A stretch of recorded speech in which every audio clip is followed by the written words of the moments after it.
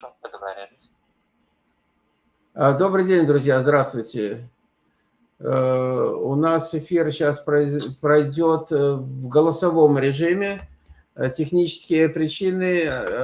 Андрей Широков, с которым мы сейчас встретимся в нашем эфире, находится во Вьетнаме сейчас в настоящее время, поэтому не всегда связь, как вы сами понимаете, там хорошая.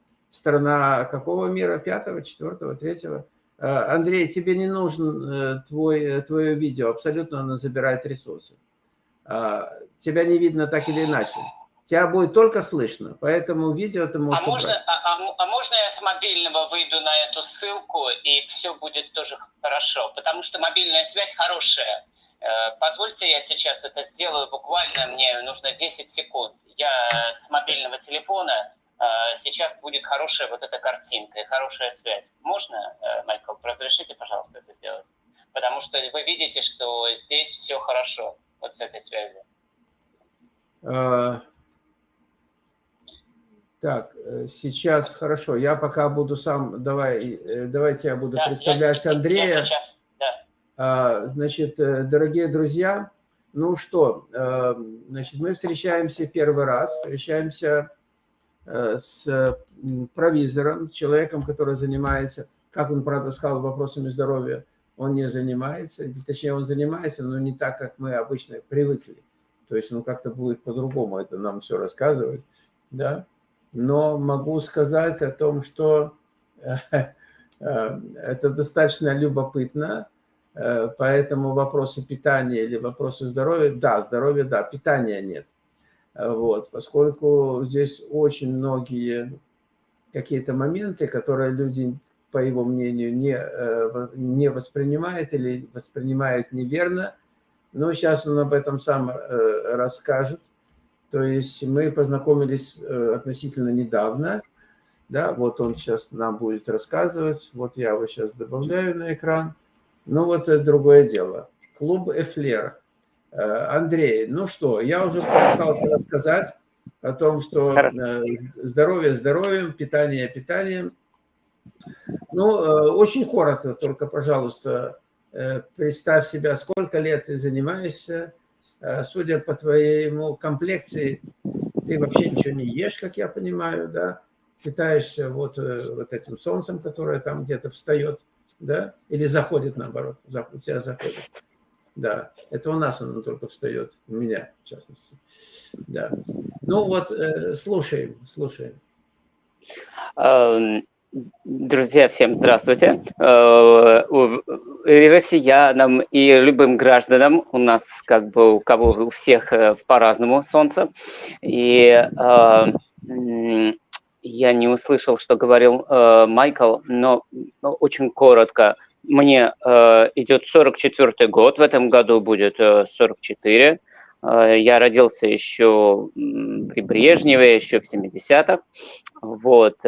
И я родился в Ленинграде и прожил там первые 35 лет. Много всему учился, получил образование. Да, я прошу прощения, у нас здесь время... Да. Я просто скажу, что получил там образование провизора, это высшее фармацевтическое. Далее, и вот как раз где-то с 30, просто 35 лет, я уже сам открыл свои магазины по продаже фитотерапии, фитопрепаратов и стал именно углубляться как вот самостоятельно, как проект, стал углубляться в вопросы здоровья, прежде всего потому, что сам очень-очень сильно болел. Вот признаюсь, очень. Коротко, просто без антидепрессантов я уже не спал. Это вот один из, например, моментов. Остальным сейчас не буду ужасать Андрей, публику. ну, у нас, вообще-то говоря, беседа. На всякий случай, да, я понимаю, многим, может быть, кто не знает этого, все открытые эфиры идут в формате беседы, где я точно такой же собеседник, точно такой же эксперт. Поэтому, значит, это не бенефис, допустим, и это не... Поэтому я хочу время сэкономить на те моменты, которые, наверное, людям будет интересно. Я не сомневаюсь, что это история твоих заболеваний. Да, конечно, очень увлекательная, вот. Но тем не менее, давай перейдем сразу. Как сегодня со сном? Все в порядке? Ну вот я и хотел сказать, что мне пришлось сначала поднимать себя за волосы, как барон Мюнхгаузену. То есть я начинал с себя, и Вот да, со сном, и я без таблеток, и, честно говоря, я не принимаю и фитотерапию уже 5 лет. То есть я даже не пользуюсь тем, что продаю. Уже не нужно. Вот. Понял. Но Ну, своим клиентам предлагаю. То, что ты за волосы себя вытянул, оно заметно, конечно. Хорошо, хорошая шутка. Поэтому шапку ношу на всякий случай, а то, так сказать, да. Но, то есть, конкретно, ты можешь порекомендовать людям, которые не могут заснуть, какие-то свои методики, правильно? Я не скажу препараты, но методики. Я бы порекомендовал людям, которые плохо спят, прерывистый сон. Он иногда бывает, что и позывы в туалет идут, там соли отходят. Я бы порекомендовал дождаться, когда Майкл Мелехов сделает какой-то проект, куда можно будет записаться на консультацию, возможно, и ко мне.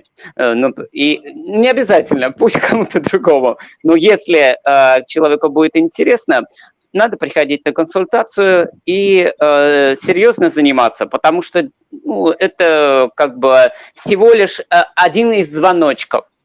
Угу.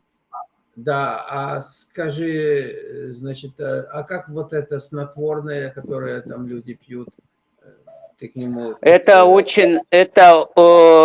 Очень сожалею, что это происходит, но самое смешное, что я в детстве сам увлекался снотворными. В детстве, представь. Поэтому я на себе тоже испробовал, и могу только сказать, что, к счастью, это поправимо.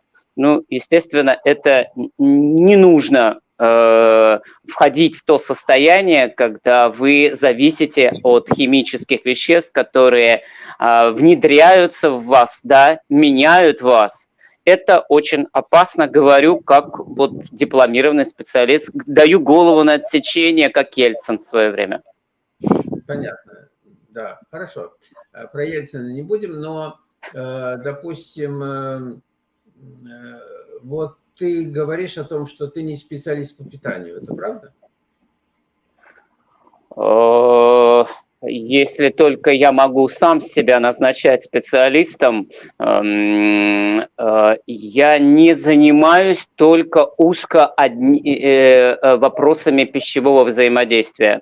Просто эта тема очень острая, она волнует практически каждого, просто многие об этом молчат. На самом деле, вот кто нас смотрит. И так получилось, что на эту тему больше всего вопросов, так же, как, например, позвольте упомяну вашего вот одного из гостей, был у вас Дмитрий Лапшинов. Ему тоже в основном задают вопросы по пище, хотя это для него совершенно не самое важное и интересное. Так и у меня. Я в программе обязательно у нас мы уделяем внимание пищевому взаимодействию. У меня много по этой теме наработок, но это совершенно не единственное, то есть это вот, маленькое только. Поэтому я занимаюсь этими вопросами, и в обязательном порядке мы обсуждаем это с моими вот постоянными клиентами. Но никто не... Извиняюсь, я здесь закончу. Нет никакого насилия. То есть если человек говорит, вот мне это сейчас неинтересно, и давайте я вот буду есть все, но худеть. Хорошо. У меня сейчас есть такой клиент, который ест все, как и ела, но уже -6, а потом -14. Пожалуйста. Вот у нас Инна уже написала и перечислила все проблемы, которые у нее были, небольшие, там каких-то там 8 проблем она перечислила. А бывает у человека и больше, да, проблем, но вот избавилась уже практически от всего. Знаете, как у Кашпировского было, который делал операцию. Вот у моей жены после сеанса Кашпировского рассосалось, вообще-то говоря, все. И теперь очень трудно найти то, что я хочу найти. Значит, да. Ну что, Андрей, тогда скажи, пожалуйста, а чем ты еще занимаешься, ну, кроме вот этого, так сказать, все-таки вопросы питания присутствуют, это мы знаем. Да, более того, я уже как бы сам в курсе дела. Но расскажи, чем еще? Вот фитотерапия там, допустим, и у тебя в руках рамка, которой ты диагностируешь, понимаете, всех подряд, и причем даже не видя человека, ты его диагностируешь, правильно получается? Ну, этим сейчас не удивить. Я прошу прощения, подсмотрю имя. Я все не Ольга Бузыкина, да, или вот, которую вы спрашивали. Вот. Ага. Она, например, да, это костыли, Я просто хотел сказать, что она вообще и без этого гениально как бы совершенно попала, и поэтому этим сейчас никого не удивить. Вы спросили, чем занимаюсь. Коротко, я назову это целительство. В принципе, делаю все, кроме мануалки руками. Вот здесь в этом я пока еще не специалист.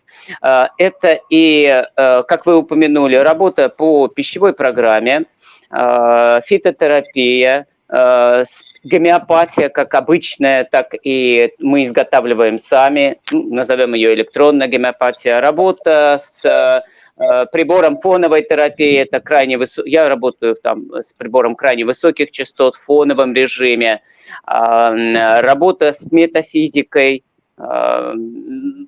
Вот мы упоминали, да, если можно упомянуть, кто вот, может быть, на слуху у кого-то там Пучко, Эдуард Гуляев, то есть это полярная медицина. Ну вот я здесь скажу, что коротко, наверное, здесь нет какой-то системы, есть коротко, если вы меня спросите, что происходит, штурвал на себя.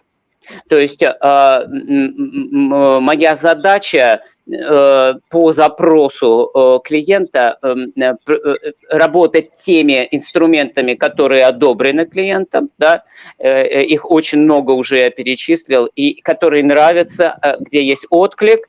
И сам процесс, еще раз коротко опишу, это управление возвращается на себя, штурвал на себя. Вот я прошу прощения, Ольга, да, по-моему, вот она вот именно это и сказала. Управление в радости. То есть, и это очень важно, что не просто человек чувствует и видит, что он из автопилота, в котором он на самом деле постепенно, да, уходил в пике, выходит на свой как бы маршрут. И все это вот, мне очень понравилось. Она тогда сказала, что радость, да, то есть все это обязательно в ощущениях радости. Мы вот проверяем всегда любое действие и на консультациях, и просто как бы на вебинарах я и сам это за собой слежу. Если внутренний поток любви, света в том, что ты делаешь, если восторг сейчас от этого и благодарен ли ты этому, я сам себя калибрую и вот как бы подвожу к этому. Ну, это вот коротко. И чем и как мы это делаем. Я еще раз подтвержу, что это процесс сам, он может быть даже важнее какого-то там результата, там полного исцеления. Оно, может быть, еще будет через 30 лет.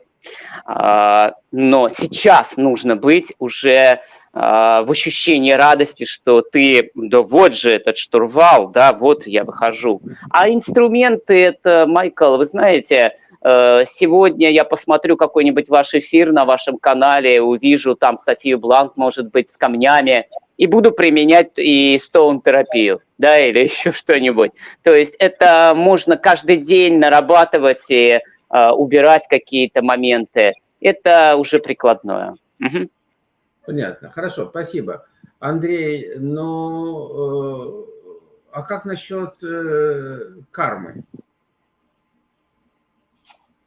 Хороший вопрос, потому что для каждого это точно что-то свое, определение дают разные. Я знаю, что вы, Майкл, любите, ну и привержены ведам. Там есть как бы свое понимание кармы. И я, если вы позволите, скажу, ну вот как мне это отзывается. Это не будет вот в рамках какой-то определенной конфессии. Я занимаюсь программами, энергоинформационные программы. Я вижу их, иногда они идут по линии матери, отца, по линии, именно я подчеркиваю, то есть личности здесь ни при чем, то есть по родовой. Ну, я назову это еще земным подключением, да, то есть родовое подключение. И, ну, есть и так называемая, пусть мы назовем ее условно карма души, да, или это солнечный поток для меня, это верх, это идет как бы, если род опирается все-таки на материю, это мать, то солнечный поток для меня это информация, творение. Там тоже я встречаю в своей работе то, что можно назвать даже на момент зачатия какие-то уже моменты, скажем так, которые светятся как некоторый негатив. Но вот можно ли отнести к карме, то есть карма, также мы можем рассмотреть карму именно уже человека, который родился, да, и то есть какие-то уже у него есть там помыслы. Ну вот конкретизируйте. Я сейчас конкретизирую. Я вообще задал этот вопрос не потому, что вы сказать, как ты, допустим, относишься к карме или как я отношусь к ведам. Карма вообще не имеет совершенно никакого отношения к ведам и ни к чему, поскольку это непреложный закон. И это слово такое, означающее по-русски действие, только и всего. Поэтому это дело такое. Но я задал этот вопрос в контексте того, что сейчас у нас был эфир с известной многим в Сан-Гейтс, и не только в Сан-Гейтс, психологом Еленой Тимофеевной Смирновой. У нас только закончился эфир, где небезызвестный вам Глеб задал вопрос. Вот я хотел его озвучить и услышать ответ, именно вот твой ответ от этого вопроса, если можешь, так сказать, ответить. Кармические, всего озвучу, кармические старые эмоции отличаются от тех, что в настоящем воплощении всегда отличается глубиной. То есть, понятно, да, в прошлом, да, отличается от тех, что в настоящем воплощении, и всегда отличается глубиной, своей незаметностью для самого человека и тяжестью. Это ввиду того, что мы долго их игнорили или нет? То есть смысл о том, что поскольку метафизика сейчас у вас присутствует, то, что вы сами назвали, то, разумеется, это отражается на здоровье, да, в частности. Так вот, вопрос понятен или мне еще раз его повторить? Я услышал вопрос, но у меня другое немножечко здесь. Вы упомянули прошлые жизни, но это не я немножко... Минуточку, это упомянул Глеб. Глеб задает вопрос. И я прошу ответить на этот вопрос конкретно тебя. Мы долго... Я понимаю. Да, вот эти вот кармические старые эмоции, и поэтому сегодня получили то, что получили. Это так или нет? Потому что мы их долго игнорили? Или с вашей точки зрения? В этом вопросе упоминаются прошлые жизни. Я немножко иначе это вижу. Я не вижу, чтобы они были прошлые, будущее. Это одно из представлений, поэтому в сам вопрос уже я не смогу ответить так, как хочет Глеб. Нам надо с Глебом тогда будет, пусть он приходит, и разбираться, как он это видит. Я вижу, что это вот эта развертка, такое, это слишком линейное понимание. Поэтому здесь в вопросе есть капкан. Что касается самого антогенеза, это вот там, или даже с момента зачатия, да, там происходит накопление, там и от мамы идут, скажем так, есть программы, которые задерживаются и на плоде, а далее на человеке. И есть, я еще раз упомяну, на момент зачатия иногда я встречаю, уже есть некоторые, скажем так, программы, которые будут развертываться. Но я вот сейчас думаю, я упущу вот этот момент по прошлым жизням. Я думаю, что я не готов сейчас на эту тему. Ну, я не совсем согласен с тем пониманием, которое бытует вот в... Хорошо, я понял. Сейчас задам вопрос Глеба. У меня только некоторое, так сказать, вот обозрение того, что я вижу. Дорогие друзья, дорогие участники и поклонники Андрея Широкова, и участники канала, как тут написано, у нас сегодня не бенефис, простите, да, и отзывы здесь не нужны. Это информационная программа, где мы беседуем с Андреем, и он дает какую-то информацию. А уж как-нибудь будут оценивать это сами зрители, которые понятия не имеют до сегодняшнего момента, кто был такой Андрей, кто он есть и что он будет делать. Поэтому не надо это описывать, не надо это рассказывать. Кому надо, тут те найдут. Хорошо? Вы занимаете просто время и отвлекаете меня в частном случае, потому что если есть вопросы, я их просто не вижу. Понимаете? Еще раз, у нас только информационная программа, при всем уважении, да? Так, давайте вопрос такой на экране. Хотелось бы услышать развернутое определение состояния ХОС. ХОС я, простите, не знаю, но Андрей, разумеется, знает. Вот Глеб же не рассказывает, какой у нас Андрей Широков замечательный, как он спас его и всю его семью, а он задает вопрос информационный. И почему все люди в нем находятся? А далее как выходить? Итак, для начала, что такое ХОС? Помечу, вы сказали, все люди в нем находятся, некоторые, да, почти. Я не вижу его вопроса, я прошу прощения, я сейчас...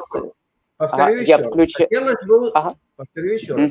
Давайте по очереди. Хотелось бы услышать развернутое определение состояния ХОС и почему все люди в нем находятся, а далее как выходить. Хорошо. Значит, не все люди находятся, но все, кого я знаю, да, находятся. Ну, за всех вот абсолютно отвечать пока я не готов. Состояние хронически отравленного, вот ХОС, это хронически отравленное состояние. Почему они в нем находятся? Потому что изменено состояние внутренней среды. Начинается это сейчас уже с момента зачатия, значит, потому что у нас сама мамочка находится в хронически отравленном состоянии, и уже формирование плода происходит в условиях в патологических условиях. Не обязательно при этом врачи ставят токсикоз первой или второй половины беременности. То есть для врачей это может быть как будто все нормально. Я вижу, что рождается ребенок уже подзакисленный. То есть внутренняя среда изменена, она уже становится немного более токсичной, чем она могла бы быть, более зашлакованной. Прежде всего, это накапливаются кислотные метаболиты, и в том числе, еще раз повторюсь, мы можем это биолокационно, например, да, смотреть как кислотно-щелочной показатель клетки, например, общий, да, по всем клеткам, к примеру. Далее, после рождения, значит, ребеночек кушает стандартно, если все в порядке, если есть молоко, у некоторых уже молока нету, потому что настолько больны. Значит, если есть молоко, то на грудном вскармливании идет передача, к сожалению, не только чего-то полезного, но и вредного, того, что есть в мамочке. Еще раз, мамочки у нас нездоровые в той или иной мере. Далее происходит еще более странное и страшное. Это перевод человека, ну, да, уже, по-моему, на 5-м месяце, перевод на очень странные пищевые субстраты. Коротко, это приводит к блокировке, постоянному воспалению в желудочно-кишечном тракте, а значит блокировки желудочно-кишечного тракта на очищение внутренней среды. Клетки наши, миллиарды клеток, писают и какают, извиняюсь за эту подробность, а нормально очищаться они могут только при рабочих и полной функциональности шлюзов очищения. Это не только желудочно-кишечный тракт, но прежде всего он. Это одна из причин ввода человека в хронически отравленное состояние. И есть еще две. Мы сейчас получим 3 кита нездоровья. Итак, первое, это было, ну, как бы пища мамы, и далее то, что после рождения, молоко и перевод на патогенное пищевое взаимодействие блокирующее. Второе – это система конденсированного опыта, это блоки, стрессы, это уже тоже с зачатия. И во время нахождения в мамочке многие знают, да, стрессы, зачем, как я его рожу, вот это все отражается, к сожалению, на ребенке, а после рождения еще больше стрессов, то есть, коротко, по-простому, стресс – научная система конденсированного опыта. Это второй кит нездоровья. И третий – это химия. Это откровенные ксенобиотики. Прививки, если можно здесь это говорить, а уже где-то нельзя. Лекарства, ну, извиняюсь, что опять чуть-чуть про себя, но вот у меня лекарства, антибиотики были уже в первый же месяц. Не только у меня, и у многих моих клиентов. То есть это ксенобиотики, изменяющие, вот вы упомянули, кто спит на снотворных. Это люди, к сожалению, мы можем сказать, лекарственные наркоманы. Да? Я был тоже таким. К счастью, это все поправимо. Все эти 3 кита, с ними можно постепенно разойтись. Вот очень коротко. Хронически отравленное состояние – это фундамент для большинства болезней цивилизации. Это ведет человека к преждевременной и часто неприятной жизни и такой вот смерти от стандартных болезней цивилизации. Ну, а выход из этого, еще раз, это изменить образ жизни или достаточно изменить свое питание? Наверное, мы говорили, штурвал на себя, имелось в виду, первым делом, конечно, надо изменить образ, не просто мысли, да, а вот лучше всего вернуться, ну, как бы это ни звучало пафосно, прошу прощения, вернуться вот в семью, внутренние, да, вернуться в себя, я прошу прощения, тоже скажу, вот, наверное, больше будет понятно тем, кто много был у вас на эфире. Специалист Григорьева называет это вернуться домой в Анахату, там, да, или вот домой. Я это назову, там, пусть будет домой в семью, да, вернуться для того, чтобы проснуться, пробудиться, 3П сейчас будет, пробудиться, проясниться, то есть открыть глаза и да, запросить хотя бы эту ясность и проявиться. 3П. Вот. А опять же, питание – это все придет. То есть оно само собой, когда вы пробуждаетесь, у вас что-то начинает проясняться чуть-чуть в тумане. Вы подходите к окну, вам всю жизнь покажет, что вы делаете что-то не то. Коротко пример. Я когда-то курил по пачке в день, но вот чуть-чуть начал пробуждаться и понял, что мной управляет эгрегор, вот, да, и я бросил навсегда. Сейчас мне просто противно это нюхать. Это просто пример. То же самое... Управляет эгрегор какой? Табачный? Я был подвязан, я думаю, что не только табачный, да, но я чувствовал, что моим бюджетом распоряжаются, что я делаю какую-то глупость, как будто я отдаю себя на вот как бы на откуп. И меня тогда как мужчину и вообще это вот даже взбесило по-хорошему. Это помогло. Но это, видите, здесь как раз я попытался показать, что был внутренний отклик. Так и в работе с целителем. У меня есть и не очень довольные клиенты. Мы остались там даже друзьями, но вот они говорят, 15 раз у тебя было, и что-то ничего.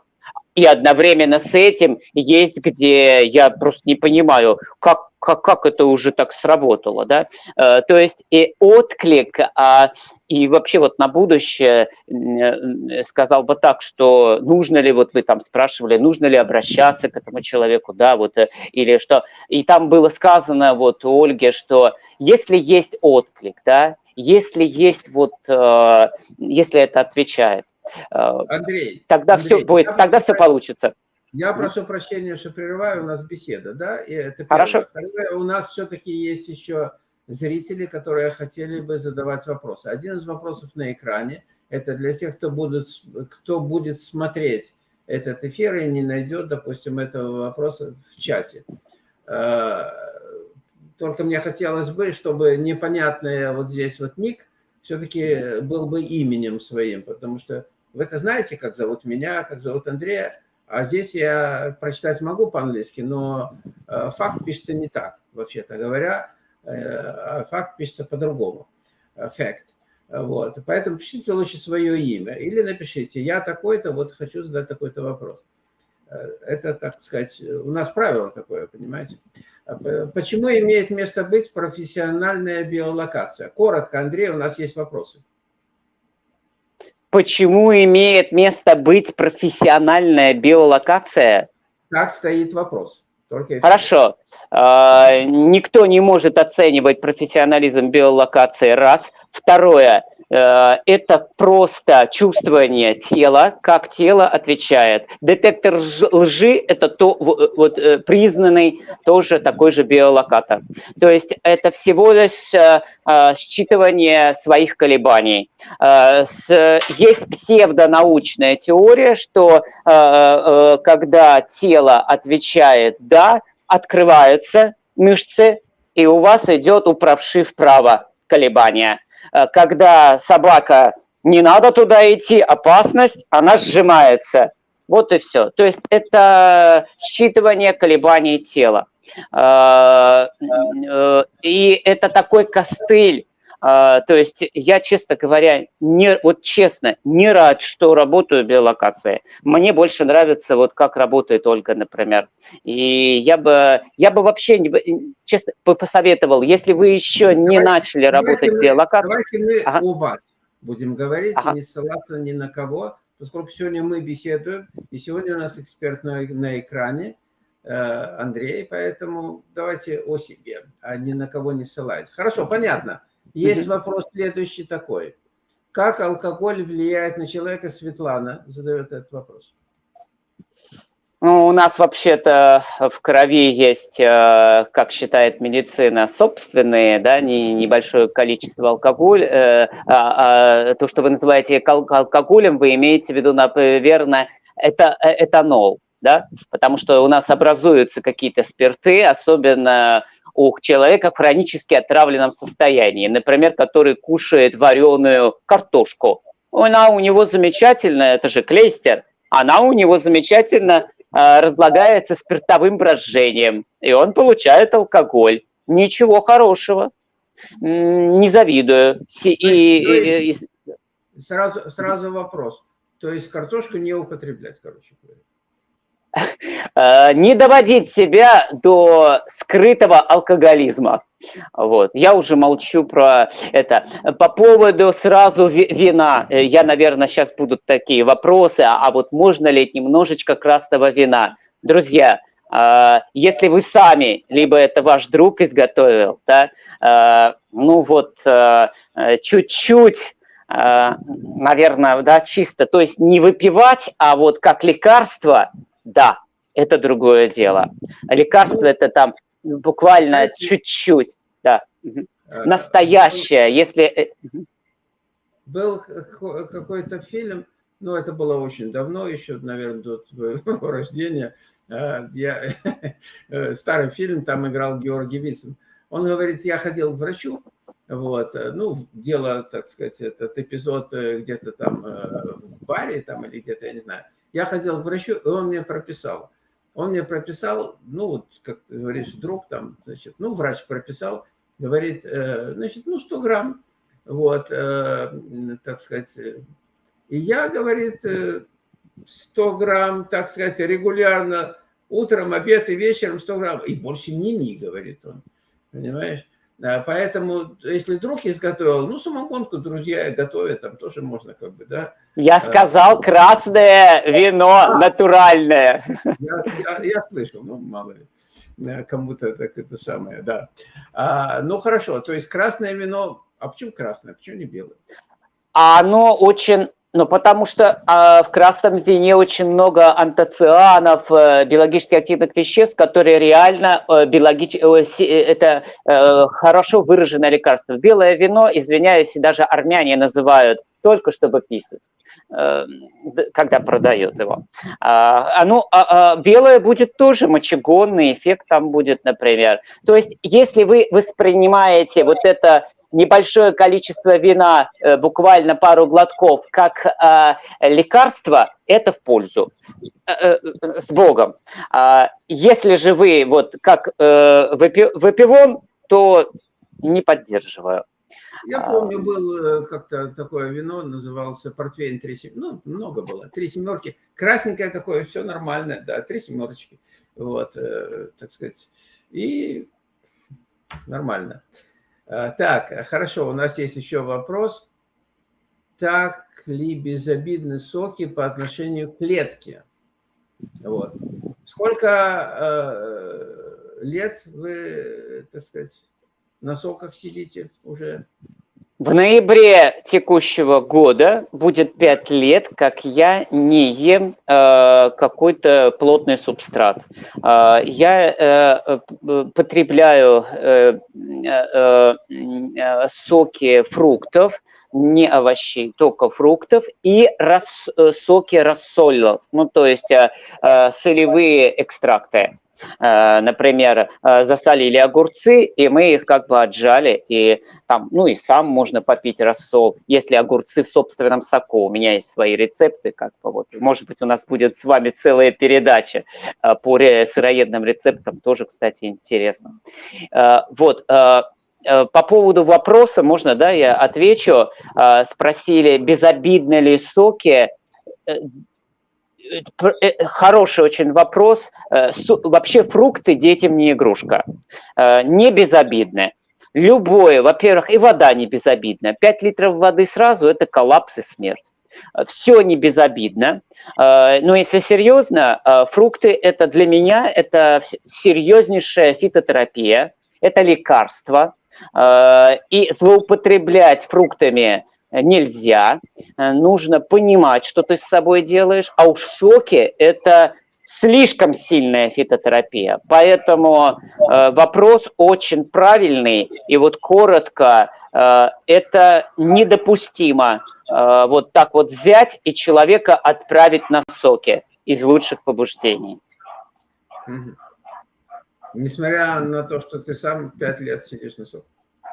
Так я вот, и вот вы правы, и вот результат, если бы вы посмотрели еще 3 года назад, и волосы были, и зубы, и много чего, скажем так.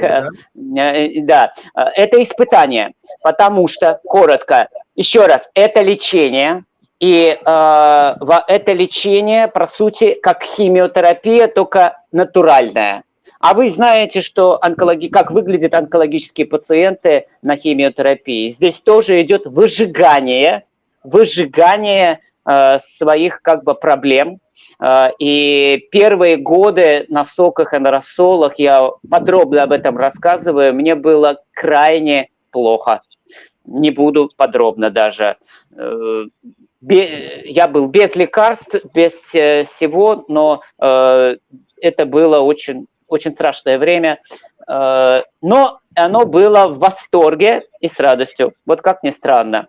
Кстати, вы упомянули вот Глеба Лежанина, да, вы его хорошо знаете, он задавал уже здесь вопросы. Он тоже может рассказать очень много о том, каково это вот быть на таких, как бы, на таком, скажем так, лечении, испытании, да, прожигании. Поэтому это очень серьезно, это здесь недопустимо, еще раз повторю, взять и отправить человека, и вот сказав, что тебе это будет хорошо, всем хорошо, и все вот прямо с этой минуты начинаем пить усиленно соки. И это сумасбродство, и это плохо закончится. Нет, не стоит, Глеб, поскольку у нас время уже нету, и это слишком сложный вопрос для такого обсуждения сегодня. У нас сегодня просто презентация, и первый раз мы встречаемся с Андреем, за что мы, естественно, его благодарим. У меня вот вопрос, наверное, напоследок, да, время уже у нас подходит к концу. Вот там вот лампочки переливаются за спиной, вот... Мне интересно, нет, не там, с другой стороны, да, ага, вот там переливаются, да, как бы современный город, современная страна Вьетнам, а то как-то привыкли, рисовые поля, понимаете, эти Панамы там, люди, да, хижины, вот, а у вас как-то такое, так сказать... Каменные джунгли. Да, цивилизация. Ну вот интересно...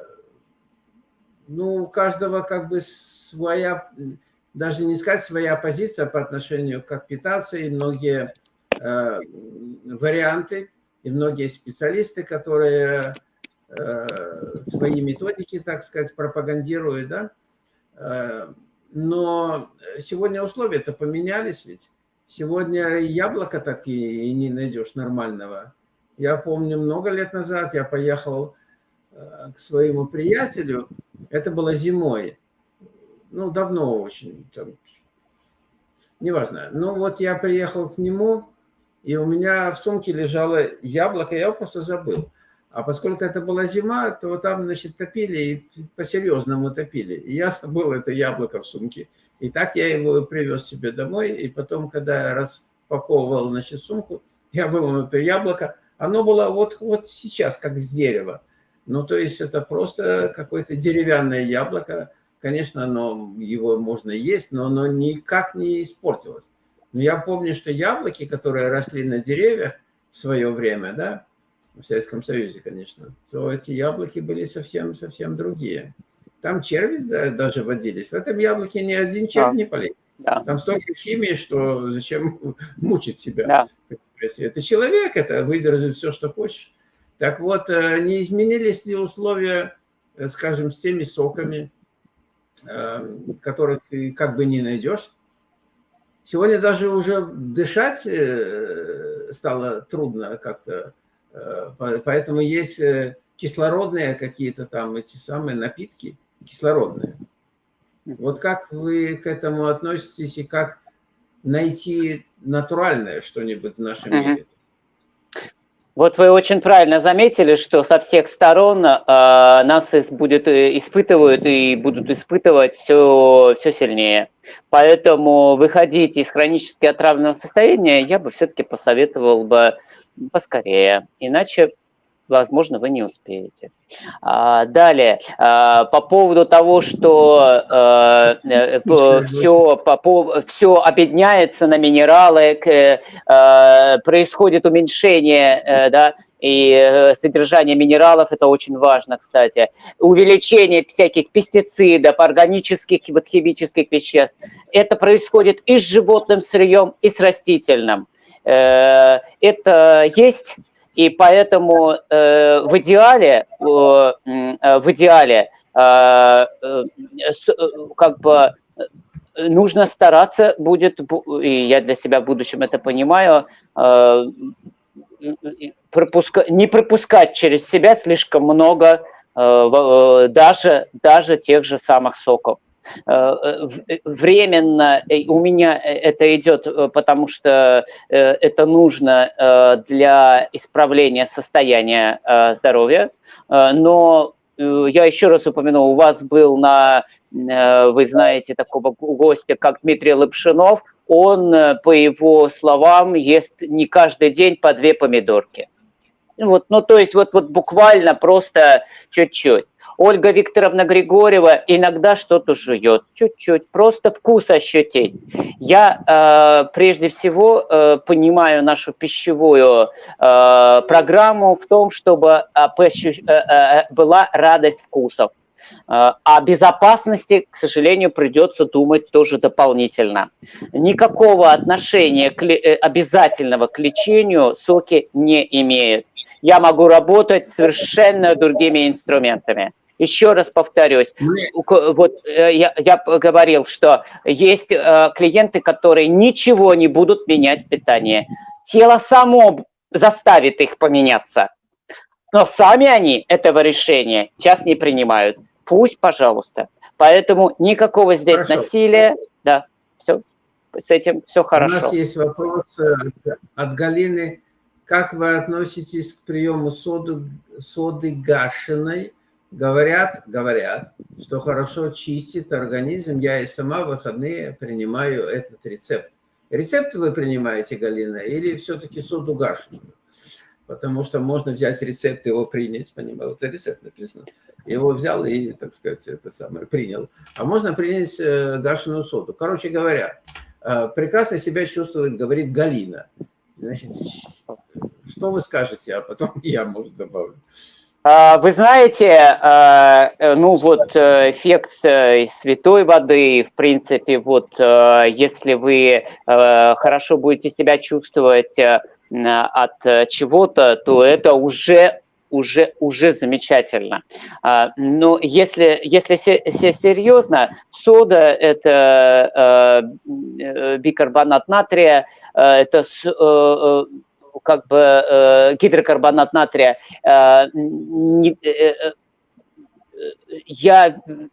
Если мы говорим о соде, вот гидрокарбонате, который содержится в минеральной воде, естественной, то это естественно, но это не нужно нам. Если же Галина пьет уже вот из порошка, то есть тот самый гидрокарбонат, который высушили, то есть прошел какую-то подготовку, не дай бог еще и его обрабатывали, то это просто уже сумасбродство. Никакого надобности пить саму соду я не вижу как химик, потому что человек является тело высокомолекулярной коллоидной системой с множествами буферных систем защиты, и никакого смысла вливать через рот щелочи либо кислоты нету. Разве что только сода в естественном виде в минеральной воде хороша тем, что там есть натрий. А сам вот этот гидрокарбонат, ну, для организма он просто его будет нейтрализовать. Считаю, что эта тема с содой, это просто высосано из пальца, даже не ради продаж, а просто вот это нравится всем обсуждать. И когда человек начинает пить вот эту мерзкую, прошу прощения, ну, это отвратительно. Я пил соду, когда у меня был гастрит, и предъязвенное состояние, я помню это отвратительное, да? я не использую это помогало. Да, оно давало временное там облегчение, но это не выход, и я не использую это. Есть более натуральные инструменты.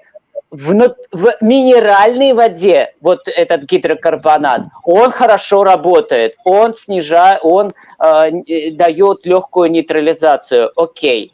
Но мне кажется, Галина именно работает не с минеральной водой, она работает с рецептом, а значит там порошок. Вот туда я бы не стал бы ходить. Ну, вы знаете, каждого свое, как говорится. Я знаю женщину, которая, у нее онкология, я не знаю, как часто, это было давно, она мне рассказывала, так что только люди не делают. Вот лично она пила керосин, кто-то ей порекомендовал. Ну, вот керосин. Кто-то пьет свою, так сказать, урину, да, или не свою, там, молодого поросенка. Внучка. Да, по-разному. Вот Малахов рекомендует пить, так сказать, из своего сосуда, как говорится. Но это дело опасное. Шавамба сидит, это называется на санскрите. Ну, хорошо, дорогие друзья, значит, вот у нас непонятно, кто пишет. Еще раз, пишите имя свое, потому что мне как-то не очень удобно обращаться, тем более, что это... Майкл, позвольте я просто коротко скажу, что информацию с урины мы берем, но прибором. Пить я никого не заставляю, но когда у меня шли камни, извиняюсь за подробности, я в больнице ездил, это вот я с собой начал заниматься. И это сюрпризы, да, и они ожидают многих, очень интересные. Вот чтобы не ездить в больнице, можно, например, пить информацию со своей мочи, вместо того, чтобы саму мочу. И это работает. Так что уринотерапия не обязательно вот со вкусом самой урины. Вы будете пить водичку, и она будет отмывать ваши камни. Вот этому я тоже учу и работаю. И у меня есть и коллеги, которые уже сами работают, там, скажем так, поучившись у меня. Мы работаем и без скальпеля, и без фитотерапии, а просто водичкой. Вот, я рад приветствовать Кешу, который написал свое имя. Вот теперь есть понятно, кому обращаться по имени. Гоша, просто Гоша. Просто, да? Это написано Кеша, по-моему. Это из фильма, прошу прощения, Баталов, вот помните? Я в курсе, да. Да, но я хотел бы ответить Кеше по поводу важного вопроса, который озвучил Глеб. У нас просто сегодня уже времени нету на это. Но если бы вы захотели, к примеру, прийти в центр Сангейтс, да, подписаться же элементарно, так вы подпишитесь, у нас будет идти программа. Более того, будет на это, так сказать, день будет пища, как говорится. У нас существует несколько каналов, вот, под эгидой Сангейтс, разных каналов. В телеграм-канале их много, вообще-то говоря, поскольку я занимаюсь уже более полувека психологией, есть психологический канал, к примеру, да, психология там души, по-моему, есть канал и так далее. Но про свой вопрос выше Глеба. Ну, давайте мы уже тогда это самое... Я вижу этот вопрос, но уже не сегодня, да? В следующий раз мы поговорим. Мы же обязательно встретимся еще, Майкл. Мы встретимся. Мы можем это обещать. Я хотел бы сказать по поводу, скажем, вот в данном случае урины, как и по поводу других. Дорогие друзья, все очень здесь непросто. Во-первых, я не скажу, что все это индивидуально, поскольку это банальная вещь. Но здесь есть вещь, которую я изучаю. В свое время меня приглашали давать лекции в качестве профессора университета, давать лекции в Индии, где, в общем-то, они хотели знать, вот я человек из Запада, хотя у них как бы учился, но давать лекции по поводу психологии, философии и так далее. И, кстати, ведических наук, которые они уже совсем позабыли все. Так вот, речь идет вот о чем. Смотрите, когда-то действительно вот это вот называется на санскрите, вот эта методика Пицурину, она называется Шавамба Сидицу, да? Но сегодня, в наше время, это категорически плохо и недопустимо по кармическим причинам. Объясню почему. То время, когда люди соблюдали веды, это всего лишь знание, не имеет никакого отношения к Индии, к религии, конфессии, вообще никак. Так вот, в то время люди знали и соблюдали законы. То есть они жили по законам, вот тем законам Вселенной. Поэтому они знали, как питаться, что пить и так далее, и так далее. Время изменилось. И дело вот в чем. Дело не в том, что мы пьем энергию, мы пьем... Ты прав, конечно, когда ты это говоришь. Не обязательно, собственно, и пить. Но дело в том, что к чему это может привести? Конкретно и предметно. Это приводит к тому, что называется белокровие. Вот и все. Если мы хотим себе, а мы этого не знаем, поскольку мы все до единого, нету исключений, нарушали правила, ну, а по сути не только правила, а и законы. Мы это не помним. Это называется карма. А карма – это действие, которое было произведено. Вот я поднял руку, это карма. Просто виды кармы есть некоторые, о которых, конечно, западный человек мало чего знает. И вот, если это так, то мысли наши совсем другие. Вот, допустим, мы сейчас говорим о чем-то, о здоровье, там, о питании, там, о каких-то высоких там энергиях, допустим, да, а в то же время рядом там падают какие-то снаряды, бомбы, там, я знаю, там, пули свистят, да, и как мы к этому относимся? Как только мы отнеслись к чему-то, к какому-то событию, террорист, экстремист, там, я не знаю, что-то такое совершил, какое-то противоправное действие. Все, мы начинаем, у нас у мозгу возмущение этим. Это негативная вещь. Все, вот именно вот эти вот негативные мысли приводят к тому, что мы пьем вот эту вот негативную мысль. И это белокровие.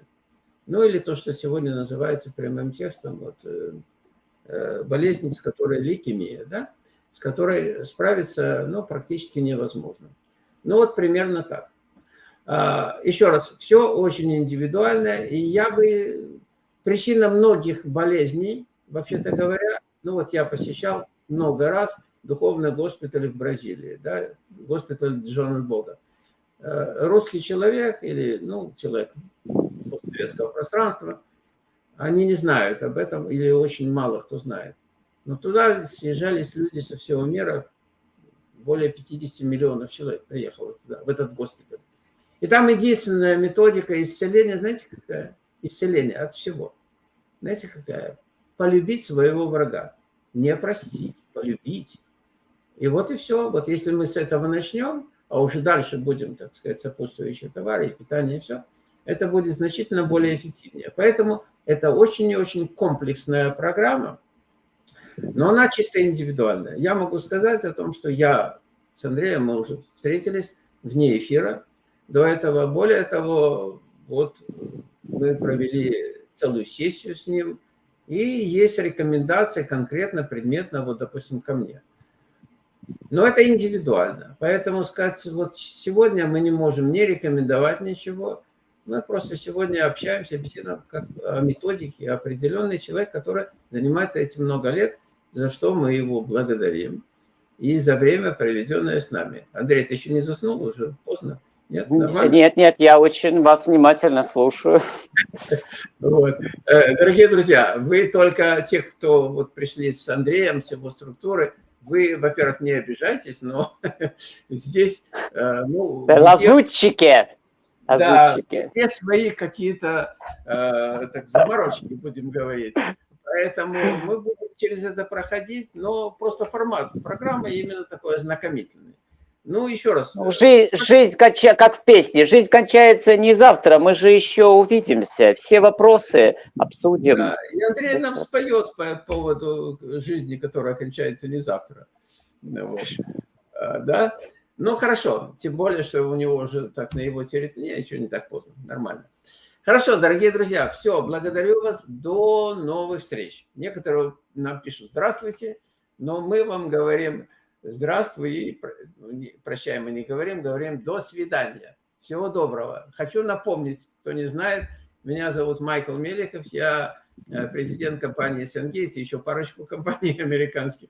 Вот. И, так сказать, не просто ведущий, как многие могли бы написать, или которые пишут. Всего доброго, до новых встреч, встретимся. Вероятно, если время подходит, Андрей, тебе, да, в это время, суббота? Хорошее время, если фон нормально, вот то, что будет темнеть, и такой будет интим, нормально? Нет, тогда... интима нету, ты очень ярко освещен, поэтому все в порядке. Главное, чтобы звук был, понимаете? Звук хороший был, все в порядке, все довольны? Прекрасно, и картинка хорошая, да. А то вначале Wi-Fi не работает у тебя. Хорошо, всего доброго, до новых встреч. Будьте здоровы.